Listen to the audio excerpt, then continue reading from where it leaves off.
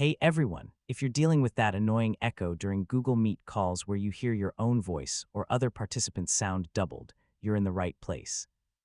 In this guide, I'll show you simple but effective ways to reduce or completely fix echo issues in Google Meet. Let's get started. First and most important, use headphones or earphones instead of your device speakers. This prevents your microphone from picking up sound coming from your own speakers, which is one of the biggest causes of echo. Next, check for any extra microphones connected to your device. So if you're using a laptop mic, make sure external mics or Bluetooth devices aren't also active, because multiple inputs can create feedback issues. Now open Google Meet settings and go to the audio section. Make sure the correct microphone and speaker are selected. I mean, sometimes Google Meet automatically chooses the wrong device, which can cause echo or feedback. If you're not using headphones, lower your speaker volume as much as possible.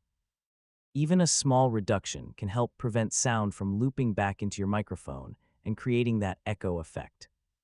In group meetings, ask participants to mute their microphones when they're not speaking.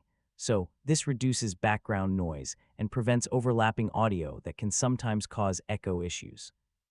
Before continuing your meeting, do a quick test by speaking and asking others if they hear any echo. If everything sounds clear, you're all set.